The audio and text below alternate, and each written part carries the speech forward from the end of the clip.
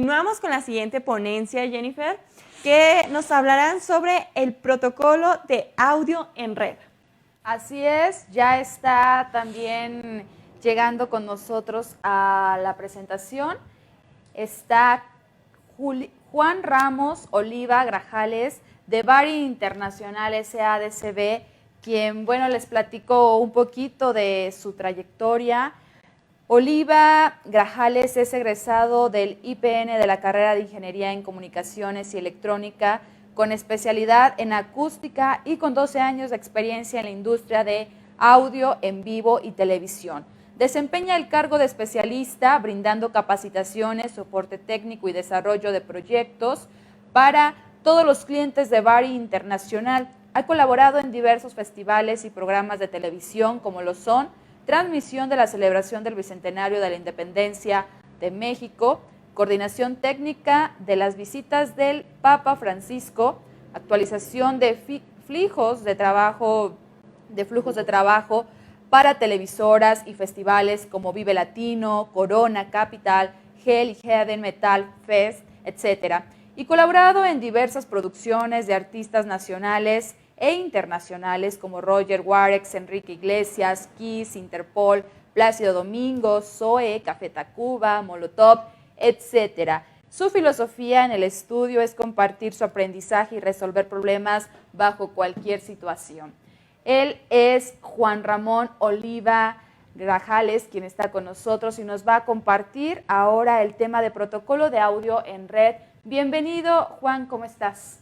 Hola, ¿qué tal? Muy buena tarde. Gracias por la invitación. Muy buena tarde. ¿Desde dónde nos acompañas, Juan? Cuéntanos un poquito más. Pues mira, yo resido en la CDMX. Llevo pues toda mi vida viviendo aquí. Llevo 12 años trabajando para Bari Internacional. Como bien lo decías ahí, nos enfocamos más al tema de en vivo y de televisión para musicales sobre todo. Ajá. Y pues es básicamente lo que estamos haciendo, ¿no? Y pues ahorita con todo ya de por sí venía el brinco de analógico a digital y ahora pues prácticamente todo va por Ethernet. Entonces sí, pues eso es lo que vamos a hablar un poquito hoy, ¿no? Vamos a compartirle un poquito de todos los protocolos que pueden convivir en un cable de red, ¿no? Excelente, pues muy bien, Juan Ramón, estamos listos para escucharte con ese tema tan interesante de los protocolos. Muchas gracias. Ok, bueno, como ya les comenté, pues yo vengo de Bar Internacional. Antes que nada, agradecer nuevamente la invitación. Gracias a todos por brindarnos su tiempo. Y bueno, pues vamos a empezar. Me gustaría comenzar un poquito hablando un poquito de conceptos básicos del audio analógico, ¿no? Y del sonido, para ver desde dónde viene todo esto, ¿no? Pues bueno, primero empezamos con el tema ya bien trillado, ¿no? De qué es el sonido, que son variaciones de presión en el aire y es propagación de ondas mecánicas originadas por la vibración de un cuerpo a través de un flujo o de un fluido mecánico o medio elástico, ¿no? Básicamente necesitamos un medio para que el sonido se reproduzca. Las características del sonido, que son amplitud pico a pico, ciclo, periodo, frecuencia, longitud de onda. Ahí lo vemos en una grafiquita. Ajá. Todo esto es porque o bueno, me gusta como nombrar todos estos temas porque es algo que tenemos que tomar en cuenta al momento de meter todo el sonido en un cable de red o en una línea de transmisión. Características del sonido, el periodo y frecuencia, ¿no? Que están las representaciones matemáticas de cada uno de ellos. El periodo básicamente es 1 sobre la frecuencia, o sea, la unidad de tiempo sobre la frecuencia, y la frecuencia es igual a la unidad de tiempo dividido entre el periodo, ¿no? Básicamente uno es el inverso del otro. El sonido tiene una velocidad, obviamente, que es básicamente el resultado de la velocidad del sonido en el medio sobre la frecuencia. Ajá. Aquí vemos diferentes velocidades del sonido. Vemos diferentes velocidades del sonido en el aire frío, en el aire a temperatura moderada, en el hidrógeno, en el agua de río, en el agua de mar. Recordemos que la velocidad del sonido va a depender del medio en el que se propaga. Vamos a ver aquí una línea de tiempo de qué pasa con la evolución de cómo se trabaja el sonido, ¿no? Primero empezamos con el audio análogo, después viene el audio digital, básicamente es el SEBU que conocemos, transmisiones de audio por Ethernet Legacy, como son CobraNet, EtherSound, etcétera. Después vamos a entrar al audio sobre IP, y actualmente ABB Milan, que son dos tecnologías que están empujando muy fuerte. Vamos a empezar con el tema de transmisión analógica. La transmisión analógica básicamente es una transmisión punto a punto, ¿no? Un cable, un canal, que son variaciones de presión o variaciones de voltaje, más bien dicho, que son la representación de una onda acústica. Ajá. Y básicamente lo que vemos aquí es una representación de esto, ¿no? Una representación del sonido se traduce en una forma de señal eléctrica. ¿Qué pros tenemos de la transmisión analógica? Pues es muy sencilla de usar, es plug and play y no tenemos latencia. Las contras, la señal puede ser alterada a largas distancias por ruido eléctrico, por interferencias, etcétera, ¿no? Baja relación señal a ruido, el ground looping, una señal, un cable, ¿no? Es decir, necesito tirar 100 cables si necesito 100 señales diferentes, ¿no?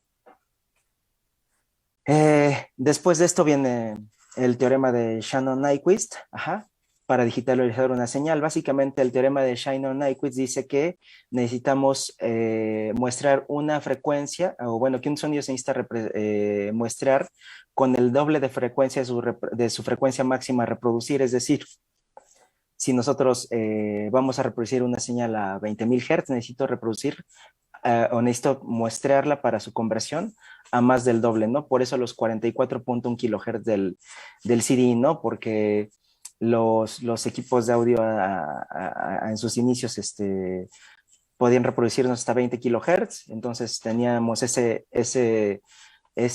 kilohertz y 100 extra como para poder corregir errores y demás, ¿no?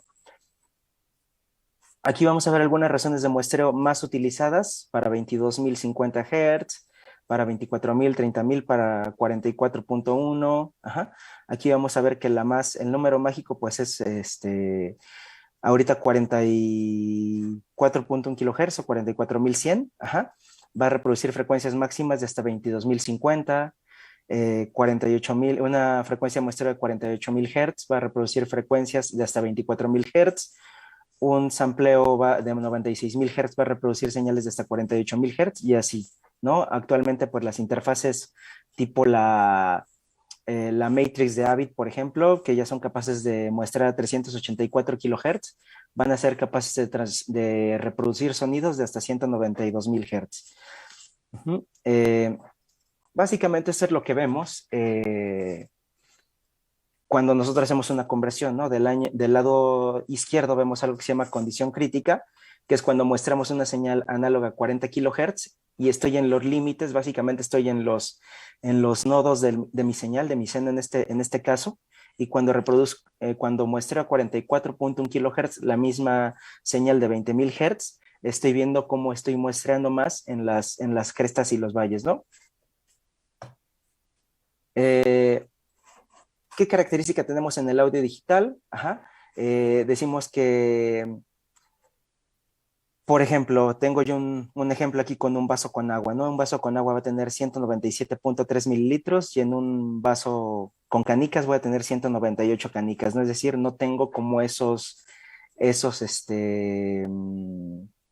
decimales en el tema digital, ¿no? Por eso es importante que la frecuencia de muestreo sea superior a lo que yo voy a reproducir para no tener errores de muestreo. Aquí vamos a mostrar algunos errores de muestreo.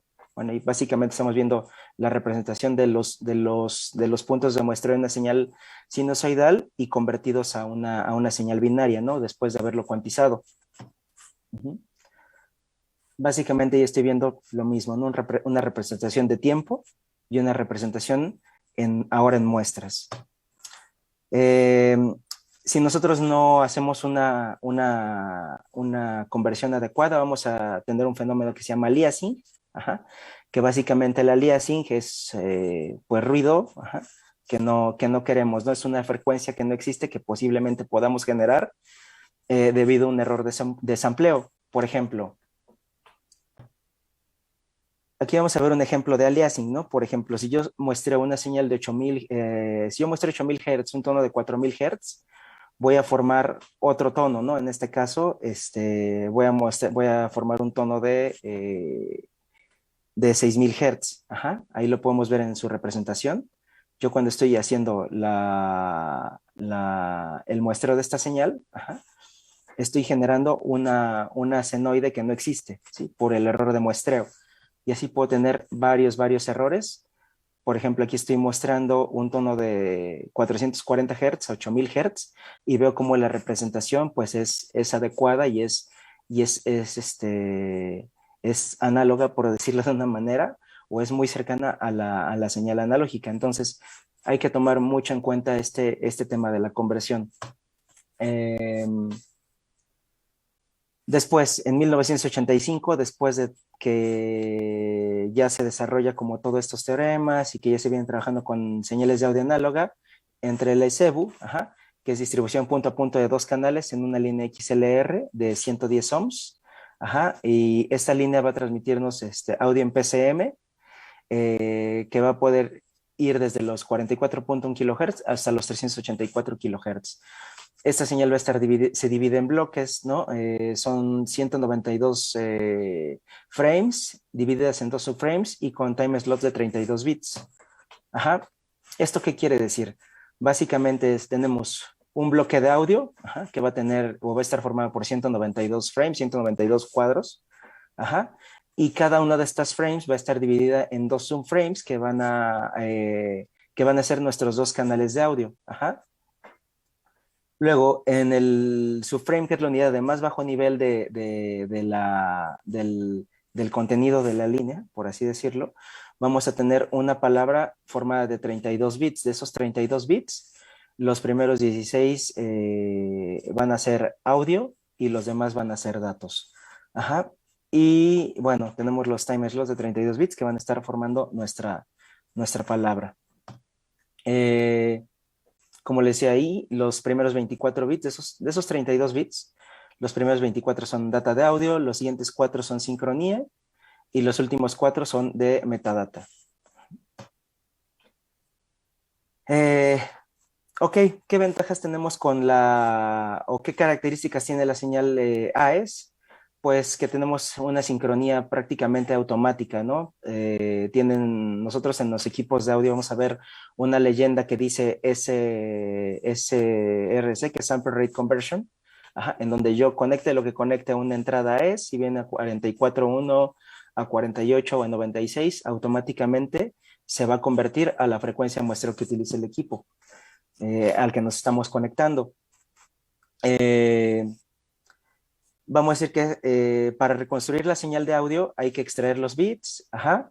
Se hace la extracción de datos PCM de audio, se verifica la integridad de datos y se reconstruye la señal. Ese es como el camino para nosotros convertir una señal digital, o la manera en la que se interpreta, más bien dicho. Uh-huh. Aquí vamos a tener una equivalencia de datos en ceros y unos a nuestra equivalencia de señales de línea. Uh-huh. Ahí estamos viendo cómo se representa un 0, cómo está un 1, un 0, otra vez un 1, y así, etcétera, ¿no? Decimos que cada muestra de 24 bits contiene 8 bits de metadata, era lo que platicábamos hace ratito, y tenemos 64 bits para 2 muestras A y B de audio, ¿no? Es decir, podemos tener o podemos manejar datos de hasta 64 bits en una línea AES. Ajá. 32 por cada canal. La sincronización del reloj, ¿qué involucra? Bueno, vamos a involucrar tener relojes funcionando al mismo tiempo, uh-huh. Que le llamen aplaudiendo al unísono, es decir, son varios relojes que se sincronizan y trabajan al mismo tiempo, ¿no? ¿Qué se puede generar si los relojes no trabajan al mismo tiempo? Pues se genera jitter, que son fallas de sincronía, ¿no? Ahí estamos viendo algunos errores que se pueden dar por por sincronía cuando los relojes no son, no son, digamos, exactos entre sí o no están corriendo a mismos tiempos, que tenemos pequeñas variaciones, se pueden generar errores de sincronía que se interpretan como drops o que llamamos jitter, ¿no? Eso es como se ve el jitter en nuestra señal AES o nuestros problemas de sincronía. Después, el AES se extiende al formato MADI, que es AES 10, ajá, que como ya sabemos, pues podemos transmitir hasta 64 canales de audio por cada punta de BNC. Y bueno, básicamente son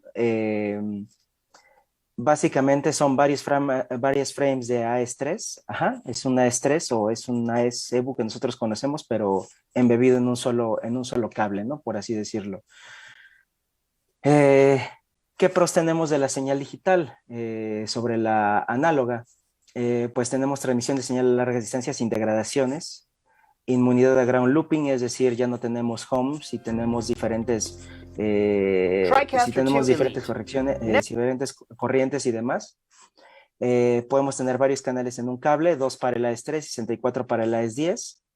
¿Qué contras tenemos? El cableo punto a punto, ajá, que no podemos splitearlo a menos que tengamos un hardware dedicado al spliteo, y tenemos jitters y la sincronía no es perfecta, ¿no? Entonces tenemos que tomar todas estas cosas en cuenta. Ahora, los protocolos de red, vamos a hablar un poquito de los protocolos de audio legacy que prácticamente ya no se usan. Tenemos desde el AE50, el EtherSound, el RockNet, el CobraNet, etcétera, ¿no? Vamos a hablar, por ejemplo, de EtherSound, ajá, que son 64 canales a 48 kHz, 24 bits PCM y latencia de hasta 125 microsegundos, que es pequeña, pero mayor que AES y MADI, que son de 62.5 microsegundos a 48 kHz y que es un equivalente a 3 muestras de la señal, ¿no? Ahí tenemos un ejemplo, por ejemplo, de un diagrama de flujo en donde tenemos una consola, nuestro dispositivo EtherSound, un switch Ethernet y nuestros diferentes dispositivos EtherSound, ¿no? ¿Qué limitante teníamos de esto? Que pues prácticamente teníamos que hablar todo en EtherSound, no había manera de convertir como el EtherSound a otra cosa y de hablar como con alguien más, ¿no? A menos que fuera con tarjetas dedicadas. Y aparte el tema de la latencia, ¿no? Entonces, y la frecuencia de muestreo, que son las limitantes de EtherSound. Los pros, bueno, pues cableado multicanal económico. De hecho, pues una de las ideas de que toda la señal de audio de red ahora se trabaje por Ethernet es pues que el cableado es mucho más económico que una línea coaxial o que una línea de audio digital. Ajá. Y que se puede utilizar a largas distancias con el uso de switches como dispositivos de distribución, ¿no? Ya no tengo que tener un equipo, un hardware dedicado y muy costoso para poder trabajar un formato específico, ¿no? Las contras, decimos que es limitado o imposible, dependiendo del protocolo, agregar otros datos además de audio a la red. Es decir, por ejemplo, EtherSound es un formato que estaba dedicado solamente a sonidos. Si queríamos meter audio de otro, bueno, datos de otro tipo, no podemos hacerlo, ¿no? Y necesitamos tener prácticamente redes independientes para audio, y si queremos datos o manejar algún otro tipo de información, pues no podemos trabajar en la misma red, ¿no? También decimos que la arquitectura de red de audio es apretada. ¿Por qué? Porque vamos a depender totalmente de lo que nos permite el protocolo, ¿no? No podemos como avanzar mucho en configuraciones diferentes no es en hacer configuraciones tan versátiles como las que se pueden hacer hoy, no es en los protocolos legacy. Actualmente, por ejemplo, pues trabajamos con E67, Ravenna o Dante, ajá, que son protocolos más versátiles. Vamos a hablar un poquito de ellos. Ajá, básicamente, el uso y funcionalidades de los altos niveles de red nos van a permitir o nos van a permitir manejar arquitecturas más flexibles usando switches de red estándar. Por ejemplo, en Dante no necesitamos un switch muy específico, lo mismo que en SoundGrid, por ejemplo, que nos permitan trabajar con ese protocolo, con esos protocolos y trabajar redes de audio complejas, ¿no? Y decimos que soportamos datos de control en la misma red, es decir, podemos desde ahí tener control de asignaciones, enrutamiento, control de preamplificadores, etcétera. Ajá. Decimos que la sincronía de paquetes de datos es asíncrona cuando trabajamos con estos protocolos, ¿no? Entonces necesitamos varias cosas. Una de ellas es el time stamping, que es el sellado de tiempo, que nos va a permitir demostrar que la serie de datos ha existido, es decir, no nada más puedo, al momento que yo hago una conexión de red, no nada más es conectar y ya, sino que debemos de tener, o el sistema que está recibiendo las señales, debemos de mandar una especie de comprobación de que las señales en algún momento existieron, ¿no? Justamente para evitar el tema de drops. Por ejemplo, a mí me ha pasado que en algún momento dado en Dante, por ejemplo, cuando tenemos problemas de sincronía, ya no sale el jitter, ¿no? Por ejemplo, ¿no? Eso justamente es porque como el ruido generado por el jitter no está como demostrado como que existió, digamos, de origen, pues simplemente no se reproduce, ¿no? Y por eso no tenemos audio, ni siquiera el jitter, ¿no? O ni siquiera el drop, porque ese audio no tiene como manera de demostrarse que existió anteriormente. Ahora decimos que todos los dispositivos necesitan estar perfectamente sincronizados. Esto se llama wall clock. Es decir, que se necesita un reloj común, no sincronizar uno o dos. Justamente por eso ya no es necesario, por ejemplo, el tema de wall clocks tipo el Big Ben, ¿no? Que teníamos, generábamos el reloj en el Big Ben y de ahí repartíamos a todos lados. Ahorita todos los relojes se sincronizan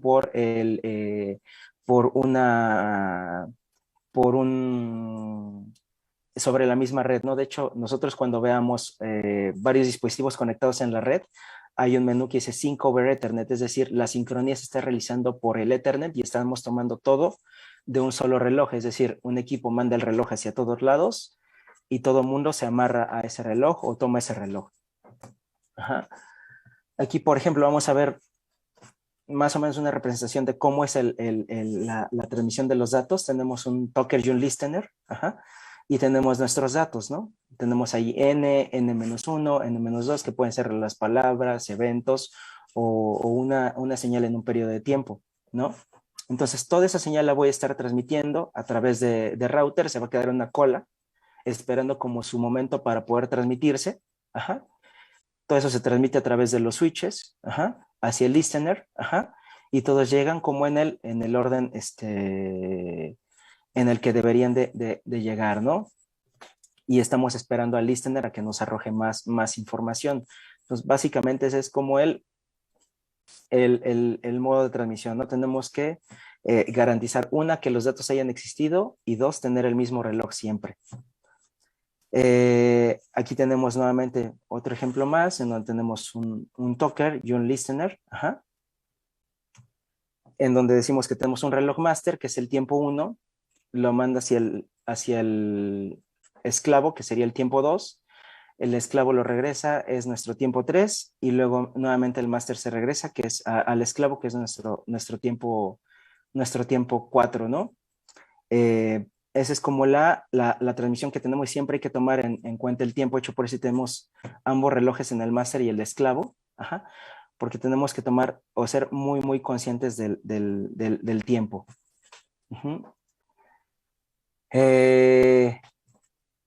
¿Qué contras tenemos en el audio sobre IP? Pues los errores de sincronía de wall clock. Esto lo decimos que los switches de red estándar no son conscientes del tiempo y se introduce incertidumbre en la estimación de propagación del delay, y podemos originar jitter. Es decir, todo esto que pasa, todo esto que estamos viendo ahorita, lo estamos viendo con un switcher de red estándar. Por eso tenemos varios tiempos. Por eso tengo un tiempo 1, tengo un tiempo 2, tengo un tiempo 3, tengo un tiempo 4. Y voy agregando más y más latencias, y los switches no están conscientes de qué está pasando. Ellos solamente están arrojándome datos, pero no hay nunca una, una conciencia del tiempo o pues sí, del tiempo o del momento en el que en el que se está transmitiendo cada mensaje. Ajá. Esto puede ocasionar pérdida de paquetes de otros datos con prioridad baja, por ejemplo, datos de control, ¿no? A lo mejor el audio no lo vamos a perder, pero podemos llegar a perder datos de control, ¿no? Estamos diciendo que si la red está muy congestionada también, o si es una red muy compleja, pueden haber pérdida de paquetes de alta prioridad, ¿no? Como podrían ser el audio. Uh-huh. Esto, por ejemplo, para cuando estamos trabajando en redes de audio virtuales, ¿no? Por ejemplo, decimos aquí que una VLAN es un método para crear redes lógicas independientes dentro de una misma red física. Es decir, si yo estoy creando una red virtual dentro de otra red, porque los switches me lo permiten o porque así lo requiere el proyecto, puedo llegar a perder paquetes cuando mis switches no están como bien conscientes de los momentos en los que están ocurriendo los mensajes. Ajá. Decimos que una VLAN consiste en una o dos, en dos o más redes de computadoras que se comportan como si estuviesen conectadas al mismo computador, aunque se encuentren físicamente conectados a diferentes segmentos de una red local. Por ejemplo, ahí vamos a estar viendo un ejemplo con dos consolas, ¿no? Estas son dos consolas de audio para sonido en vivo, el modelo es SSI LDA Bit, ajá, y este es el ejemplo de una VLAN muy, muy claro. ¿Por qué? Porque tengo todo físicamente conectado en diferentes lados, ajá, mis dos equipos, por ejemplo, mi consola de audio de sala y mi consola de monitores pueden estar haciendo cosas completamente diferentes, pero están conectadas físicamente a una misma red física, pero están trabajando de manera independiente algunos datos, ¿no? Y ahí estoy haciendo una red virtual para que sea totalmente aparte de la red física. Entonces, si yo tuviera problemas de sincronía o de conciencia del momento de los mensajes, puedo llegar a tener pérdida de paquetes, tanto como de datos, de control, data de audio, etcétera. Entonces, por eso como la nueva ola de protocolos, ¿no? Vamos a hablar un poquito de SoundGrid, que es un protocolo que también estamos trabajando nosotros en Bari con Waves. Básicamente SoundGrid es un protocolo que está basado o está diseñado para brindar procesamiento en tiempo real y de red con el poder procesamiento de las herramientas de Waves en cualquier sistema. Es decir, anteriormente, por ejemplo, si yo quería trabajar con algo de Waves no sé, en el estudio, por ejemplo, tenía que tener siempre estaba todo cargado al proceso de la computadora o tenía que tener cierto tipo de tarjetas dedicadas para el procesamiento de estas herramientas, ¿no? O para el uso de estas herramientas. Ahora Waves tiene su propio procesamiento, su propio protocolo, perdón, que los hacen compatibles absolutamente con cualquier arquitectura, ¿no? Ya sea analógica, digital, en el estudio, en el en vivo, etcétera. Los beneficios de SoundGrid, por ejemplo, es proporcionar una latencia menor de 1 milisegundo. Podemos utilizar computadoras estándar. Ajá. Utilizamos switches estándar también. Y podemos integrar consolas analógicas y digitales, proporcionando redundancia y splits de salidas para grabación o para compartir esas señales con otros equipos. Esta tecnología, si bien, como lo decíamos hace rato, utiliza switches estándar y puede que no sea consciente del tiempo, igual que los ejemplos que estábamos viendo anteriormente, pero es una tecnología que está como enfocada a cierto segmento, ¿no? O sea, se puede utilizar en broadcast, en vivo y en cualquier área, pero obviamente pues tiene un menor costo, tiene una mayor facilidad de configuración, eh,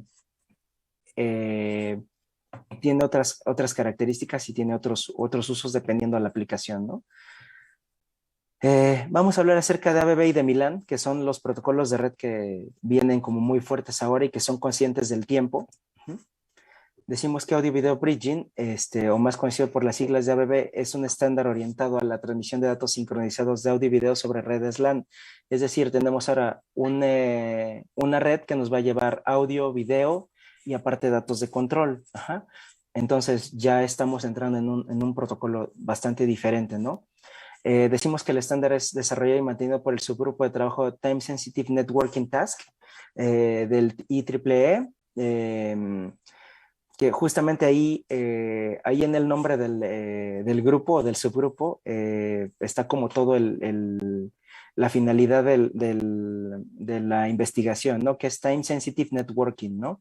Que es lo que no tenemos en protocolos anteriores. AVE va a proporcionar confiabilidad para la transferencia de datos de aplicaciones de audio y o video. Ajá. Es decir, estos protocolos de red van a estar conscientes totalmente del tiempo, van a saber en qué momento pasan las cosas y vamos a poder evitarnos posibles delays de lip sync y demás cuando trabajo, por ejemplo, audio con video, porque ya va a estar, como la red es consciente de en qué momento están sucediendo las cosas, ya no vamos a tener necesidad de compensar con otras herramientas, ¿no? El protocolo debería hacerlo de manera automática prácticamente. Decimos que el conector RJ45 estándar no es adecuado para el mundo audiovisual y pues la mayoría de protocolos de red actualmente, salvo que tengamos un Ethercon en el equipo instalado, pues la mayoría son, o muchos de ellos son RJ45, ¿no? Y son muy delicados, que cualquiera puede llegar y zafar sin mucho esfuerzo. Ajá.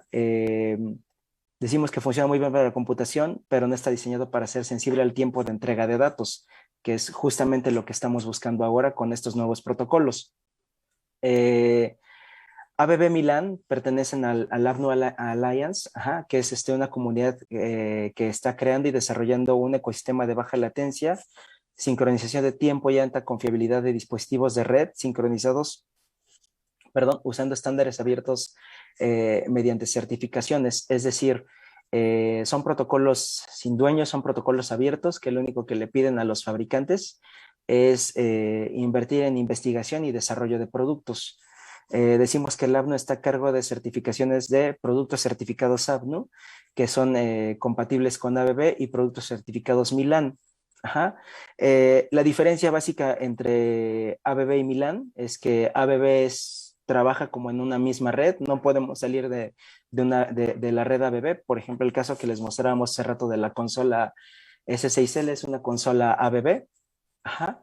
Y prácticamente no se puede comunicar con otro dispositivo ABB más que con una computadora para realizar temas de grabación y demás, ¿no?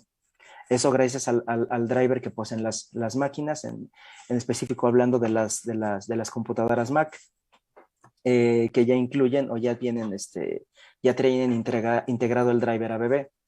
En el caso de Milan, justamente es el puente entre dispositivos ABB.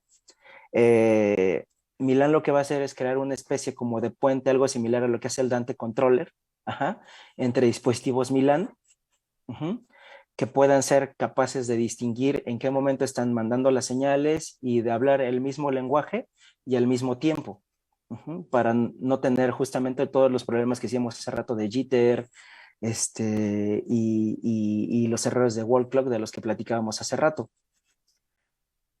El flujo ABB son flujos de datos relacionados transmitidos a través de una red de un interlocutor, que es el talker, ajá, a uno más escuchas, que es el listener, ajá, que va a contener uno o varios de los siguientes tipos de información: audio, video e información de reloj. Es decir, tengo un solo talker y puedo tener uno o varios listeners en el flujo ABB. Ajá, básicamente es lo que tenemos. Ajá. Y la sincronía que usamos es algo que le llamamos transparent clock, contrario al boundary clock, que es el que utilizamos en las tecnologías legacy, digámoslo de alguna manera, que debe ser relojes esclavizados a un maestro y que va a actuar como un maestro en otros. Ajá. El transparent clock no va a actuar como un maestro o esclavo. En lugar de esto vamos a enviar eventos y mensajes hacia los escuchas o hacia los otros interlocutores que van a proporcionar, perdón, correcciones de tiempo de residencia graves del bridge. Esto es decir, vamos a ajustar los mensajes que todo el mundo esté dando, ajá, para que se garantice el tiempo de entrega de los mensajes. Ajá. Básicamente es tener todo lo que ya tenemos antes, ajá, de transmisión de datos, los flujos de red requeridos para la industria actual, pero ahora con conciencia del tiempo. Aquí esta imagen a mí me gusta mucho. Digo, aunque lo estamos viendo en un sistema de PA, ajá, decimos que la latencia de ABB y de Milán es una latencia determinista. Es decir, ya está determinada y tenemos un punto máximo. Ajá. Contrario a los demás protocolos, que es una latencia no determinista. Ajá. Vamos a decir que, por ejemplo, del lado izquierdo vemos un ejemplo de cuando yo envío un mensaje inexacto y no determinista, por ejemplo, a diferentes cajas en un PA. Todo lo estoy mandando a diferentes tiempos. Entonces, aunque nosotros alineemos el sistema, lo calibremos y tal, desde origen estamos recibiendo la señal a diferentes tiempos. Ajá. En cambio, cuando tenemos una señal o un envío de señal exacto y determinista, desde un inicio, desde que estamos enviando la señal a nuestro PA, a nuestras bocinas, a nuestro sistema de audio, lo estamos mandando perfectamente en tiempo. Y ya nada más tenemos que hacer un trabajo de calibración, quizás no tan que nos castigue tanto al equipo, ¿no? Entonces, a mí por eso me gusta mucho esta imagen, ¿no? Porque representa realmente todo lo que es la transmisión de audio en un protocolo legacy y la transmisión de audio en un protocolo actual. Vamos a hablar de las ventajas que tenemos sobre los protocolos legacy. La primera es priorizar el flujo, ¿no? Priorizar el flujo de audio y de media. Ajá. Latencia baja y limitada. Vamos a tener envío de paquetes pequeños, pero de forma regular. Ajá. Y vamos a garantizar entrega y tiempo de entrega. Ajá. Decimos aquí que la pérdida de paquetes en ABB decimos QoS o Quality of Service a Dante, a otros protocolos. Ajá. Vamos a tener un 0% de pérdida de paquetes en ABB, un 5% en otros formatos a 1 gigabit, en redes de 10 gigabits, 0% en ABB y un 0.2% en otros protocolos. La latencia máxima, tenemos una latencia máxima a 1 gigabit de 350 microsegundos. En otros protocolos tenemos hasta 50,000 microsegundos. A 10 gigabits tenemos 15 microsegundos de latencia. Y en otros protocolos tenemos 9,000 microsegundos de latencia. Ajá. Milan es son las siglas de MIDI, Integrated Local Area Network. Ajá. Que son, básicamente está diseñado para refuerzo sonoro este protocolo, o para eventos en vivo. La idea es que sea fácil de operar y altamente confiable, que podamos, que sea capaz de transmitirse a largas distancias, que no haya degradaciones, no hay drops, ajá, respuesta de frecuencia extendida, ajá, un rango dinámico alto y gran relación señal al ruido, latencia determinista, lo que decíamos, estos tiempos son los máximos que vamos a tener y van a ser para todos los componentes, y alta precisión de sincronización entre todos los dispositivos. ¿Para qué? Para lograr esto que vemos aquí, ¿no? Tener los arribos que requerimos en el momento que se requieren.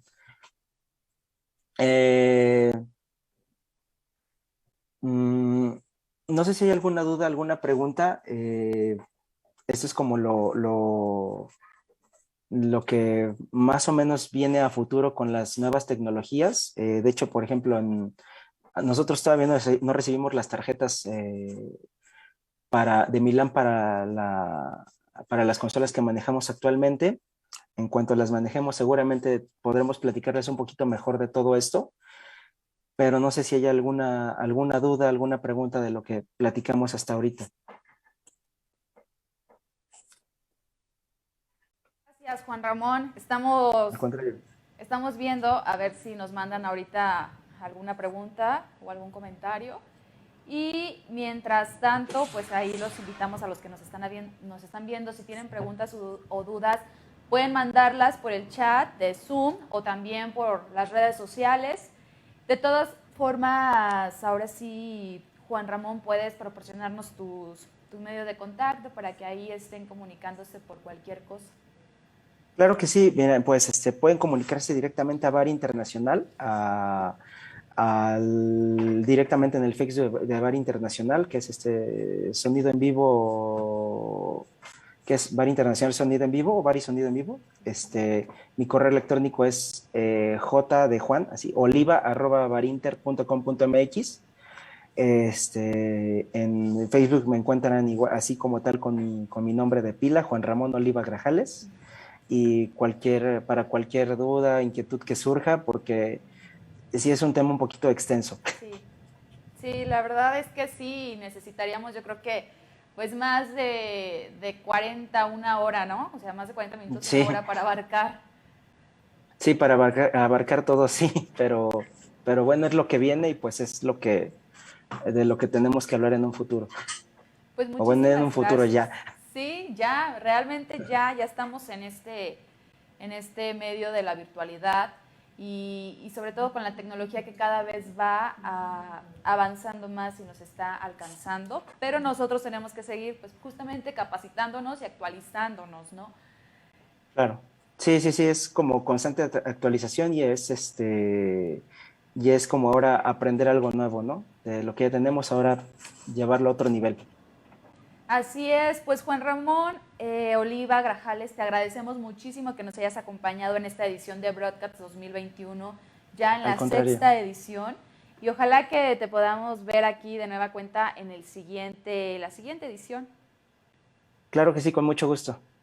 Gracias por habernos acompañado y bueno, pues Muchas así, gracias. gracias.